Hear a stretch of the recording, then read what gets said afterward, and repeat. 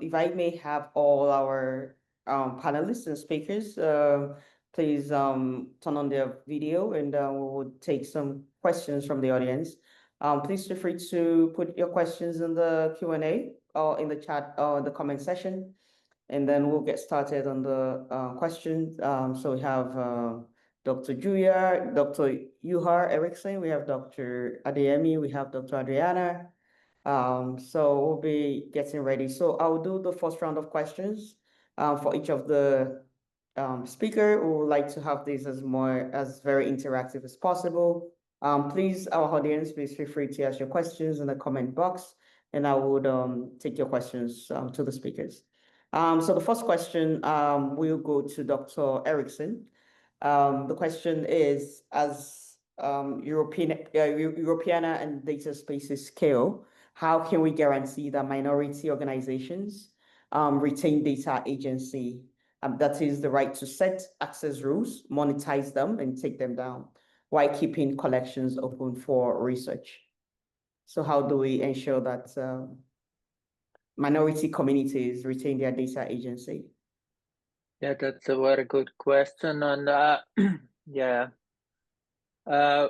one of our project is this digital project that I mentioned, where the aim is just to like develop processes how to get minorities and small communities involved, and also like when we think about indigenous groups, those people, they really need to have the right to also material will then be used. It's the normal thing has been in museums that we as a museum or archive professionals, we have this being kind of gatekeepers, how to our material may be accessed, but this is the wrong way and not up to this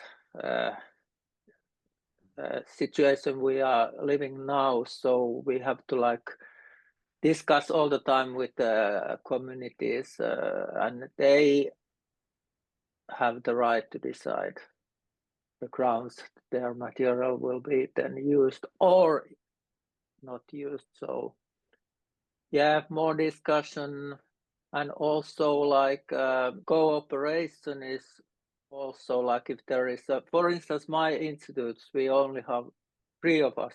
It's very small, but by collaborating with these large networks like European and Time Machine, we have the possibility then to put our to be part of that also. So cooperation and communication discussion, but it's not an easy way, but I think it's the only way we can proceed. Thank you very much. So my next question will go to Dr. Adriana. The question is about the Collab Connect model that you spoke about. Is that what single platform feature most quickly converts a pilot into a scaled city solution? For instance, you're talking about flood control, and how would you measure adoption in the first 90 days? Okay, thank you for the questions. For the features that we already have innovation space and also incubation space. So the first step is the government request the problems about the flood control, and then researchers can see and can provide the result from the previous research, or they can discuss about the possible solution, and then they move forward to the incubation space. I know it is not the short time period for the development, but from that point, from the incubation space, researcher and government can collaborate together to find the solution. Related to the how would you measure adoption in the first 19 days? We haven't uh, we haven't planned about the measurement, but probably for the implementation, we need to see the policy of the and the regulation of the government about the how to implement the innovation. That's the point. Probably 19 days is too short, I think, and we should find the method how to implement and how to measure for the pilot or initiative implementation, and also for the further implementation. That's the answer, the possible answer. Thank you. Thank you very much, Dr. Ayer. I'm going to move to Dr. Charles. You argue for restoring philosophy alongside STEAM. So what's the one concrete way universities can embed ethical and philosophical inquiry into existing STEAM courses, say, for instance, this academic year, without adding new credits? Because we want to incorporate the idea of STEAM into the curriculum. Students, for instance, might not necessarily want to have additional credit hours for that. So how do we embed it into the curriculum? Without adding much credits to the students. Yeah, I mean, most courses already have ethical aspects to it, and the ethical component of the courses are already taught usually. And I think what can be done immediately then is to probably expand those ethical discussions in each courses into a more broader philosophical context. That might require some training, the trainer workshops to, bring the professors together to discuss these issues, because again, we adapt to challenges as they arise. And with artificial intelligence today, definitely we are being asked more, new questions that are very philosophical in nature. Not entirely new, because our hundreds of years ago, people tried to answer the same questions, but along the way, we kind of fizzled out. But AI has definitely brought them back very strongly. So the ethical component of respective courses can be expanded to the broader philosophical issues, and that would just require training workshops for the trainers themselves, for the professors and lecturers. That will be in the short term. Question resumes. That would be the immediate thing you can imagine. In the longer term, of course, there are other things. Okay, thank you so much. And Dr. Jose, you talked about the MBS in your presentation. So if, for instance, a president or a mayor of a community or governor of a society has just budget for only one MBS in a particular year, which intervention yields the fastest flood co-benefits for low-income communities? For instance, which interventions, like is it urban trees, is it wetlands, is it blue-green corridors, or is it green roofs? Which of those will you say should be prioritized? Thank you so much. Thank you so much for a nice question. So as I'm focusing on South Asian perspective, so if I say, obviously I will focus on South Asian perspective. So, okay. So if I say, if a mayor has budget for only one nature resolution issues, so recently I'm residing in Russia city, Russia. You know that that's called green city in South Asian city perspective, and worldwide there's a renowned city, especially for cleaning issues. But still now we're facing a really famous crucial heat wave issues in Russia city corporation, because high temperature. Even if I say about a few days ago, we have published a research article that focused on a temperature rate from 1981 to 2021. That's focused especially after 2015. Temperature is really rising very much unconsciously, and that's a very much surprising issue for urban residents. They are still not facing a great issues, especially on heat wave issues. So in this perspective, I kindly request on if a mayor get a budget, they have to focus especially South Asian perspective first of all, urban trees, especially greening issues and urban plays, that should be very much effective for urban resident, especially if I say the Russia City Corporation perspective or South Asian perspective. A large number of people are working outside of the home. They're try to work on 9 a.m. to 3 p.m. In this time, that they're focused on like rickshaw puller or very kind of day laborer. When they work outside of the home, they're facing a very bad impact on a health hazard. They are facing like a very kind of dehydration issue.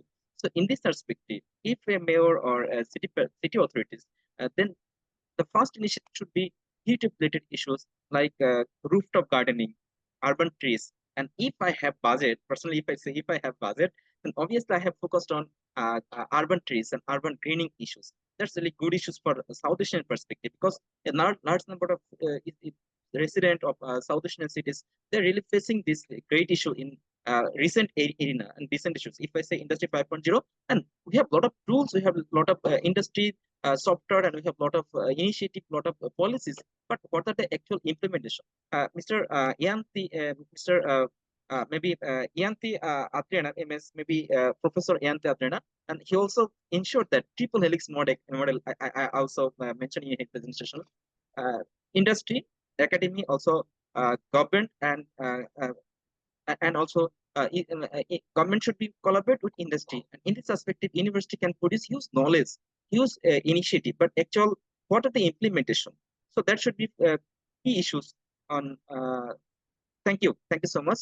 So that should be key issues on urban issues, especially focus on urban greening and urban issues, especially green training and rooftop gardening. There should be good initiative for solution various kind of urban issues, especially for South Asian perspective. Thank you so much. And one thing I just want to mention that in this perspective, it should be a collaborative network. Like it should focus on policy, and obviously that should be connected with urban people, and that should be connected with local government authorities, and that should be connected with industry expert and like university professor. They can make a good networking. That should be a sustainable solution for urban issues, and especially for South Asian cities. Thank you so much.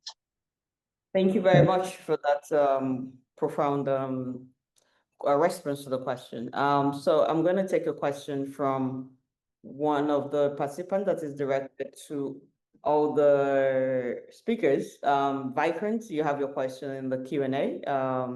If you would like to ask the question live, please feel free to accept the invitation. Okay, so if you can please just turn on your camera so you can ask the questions to all the panelists. So we have one of our participants that would like to ask a live question. Vikrant, are you there? First and foremost, thank you so much to all the panel members. Great insights from everyone and a great experience with the Green Institute. My question remains limited, but is all-encompassing for the AI systems in general. So I would love insights from everyone. And I've already posted this question in chat, so let me reiterate that verbatim in the interest of clarity. As AI systems increasingly influence knowledge production, decision-making, and even the very definition of intelligence, what responsibilities should academia and research institutions hold in ensuring that AI development not only advances technical capabilities, but more importantly, safeguards human values, be it societal well-being or the integrity of truth itself? So I'm just gonna, the question is in the Q&A. Just to reiterate, it says that has AI system increasingly influenced knowledge production, decision-making, and even the very definition of intelligence? What responsibility should academia and research institutions hold in ensuring that AI development not only advances technical capabilities, but also safeguards human life, societal well-being, and the integrity of truth itself? I guess we can start with the keynotes. Dr. Adeyemi, if you would like to. Yeah, background. Thank you very much. I mean, your question, I wonder if you were here when I did speak keynote address, because your question seems to be, encompassed in the discussion that I had earlier. So that is why I say, and I think that we need to return to philosophy, because the question you just asked, it's a pure philosophical question. These are the questions that were asked by the ancient Greek philosophers, hundreds of years, thousands of years ago. for centuries now, the development of science and academia, as philosophy has become just a discipline. Well, we all study history of philosophy and science and things like that, but we kind of lost base with the core philosophical questions. And just as your question illustrates, artificial intelligence is knocking on the door seriously and taking us back to those core questions. So indeed, I would not be able to answer that question, right away or as such. Like you say, the institutions have to answer the questions, and that's why I think that we need to bring philosophy into STEAM itself, the same way it was STEM and we brought arts. We need to bring, maybe it will be STEAM P or something, I don't know what to call it, but philosophy has to take center stage much more than it has done before now. That is the argument I really made at keynote. Those questions will need to be debated in the universities, in various academic institutions. We need to, when Adenike asked me earlier about what can be done immediately, I tried to restrict myself to what I think is feasible immediately. But of course, the solutions are not going to be that immediate. It's a very long-term challenge and long-term solution. And so it might require the restructuring of the entire education system itself. And academic institutions may not be what we used to know them to be. Of course, they've not always been what we know them to be today. People like Charles Darwin or Gregor Mendel, Isaac Newton, when they wrote their thesis, it was not a thesis in the sense of what we know the thesis to be today. Charles Darwin was basically doing what today we would call a travel journal. Right? That was what Charles Darwin did. He was already quite a biologist, but essentially he was traveling the world and he was observing the differences in the biological species across the continents, and he was journaling. He was journaling like a travel journalist, and that became his thesis. That made Charles Darwin to be Charles Darwin, who came up with the theory of evolution. So it was not submitted to the kind of academic rigor that we submit thesis to today. So AI has come into the mix. Something definitely is going to change whether we like it or not. But it's better if we take care to be very conscious of how the changes happen so that artificial intelligence does not make the changes for us, so that we use our human intelligence to decide on how we want to shape our world and the role that we want artificial intelligence to play. And it's not one person that would answer that question, neither is it this panel that will answer that question. All the various institutions across the world, to the highest level, to the United Nations and so on, will need to grapple with it. So, but for a start, like I said, I think the ethical component of the various courses that are discussed, like if you're studying biology, there are aspects where you discuss the ethics of, maybe STEM research or something, and so on. It has to be broadened beyond what it used to be now that AI is on board. It has to go more back into metaphysics, really, not just ethics anymore. So we need to go back to metaphysics and epistemology and all those things. They need to come center stage. In fact, I think that when we do thesis research now, because now when we do thesis research, we do literature review across disciplines. Usually there is literature review. Usually there is methodological review. Usually there is empirical review of empirical studies. What else do we have? And so on. I think that maybe now we need to begin to do a review of philosophical concepts, like you do conceptual and theoretical review. Maybe you should do a philosophical review of whatever thesis you're working on, and begin to go back to Aristotle and so on, and ask whether what you're looking at, how does it key into what they taught, and so on.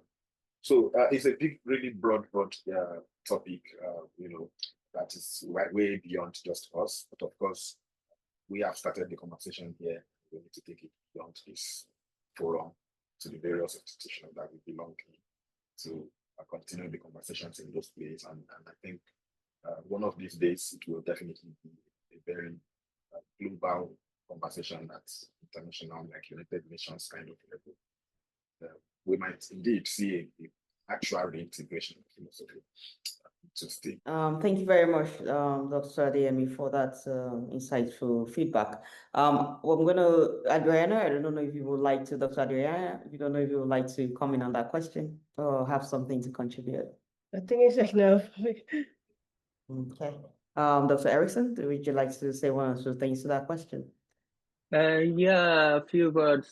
Yeah, this is a very important question, and when it comes to the cultural heritage professionals, I think our opinions about the AI vary quite a lot. We have this AI alignment assembly, we called it, within the European last summer, collecting some statements about the relationship AI to the cultural heritage, and then people could vote on them, and actually the opinions vary quite a lot. Some thought that we shouldn't give anything to the AI and we should be as far away as possible from AI, and someone thought really the opposite. So this is the discussion going on. We have to like find some kind of compromise, but I think we also have to work together very much so that now a new organization is going to be established in the early December, AI for LAM. It has been quite a voluntary initiative so far, but now it's going to be a more formalized organization. Libraries, archives, museums, and big players all around the world.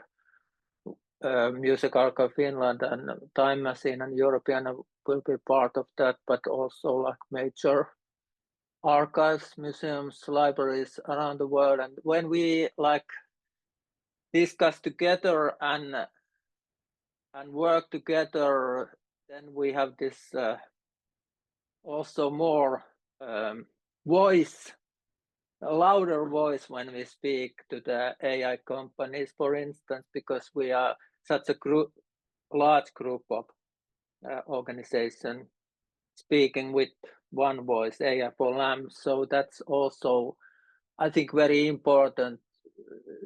I think they will hear our voice more clearly if we like formulate our things together and not each cultural heritage by their own. So perhaps that's one solution. Collaboration. Collaboration indeed is very important. Thank you so much for all the wonderful insights and taking your time to join this conference. We really appreciate your time and the wealth of knowledge that we've all learned from everyone. We hope that you stay in touch with us, and we will share your slides if you're given the permission to share with all our attendees. And yeah, if they come with any questions, then we will be contacting you via email. Also, some of the all the videos from the sessions will be live on YouTube, and this will be shared with you in the coming weeks. Thank you so much, Dr. Erickson, Dr. Adriana, Dr. Adeyemi, Dr. Ozan, and everyone, Vikrant, for participating in this wonderful discussion.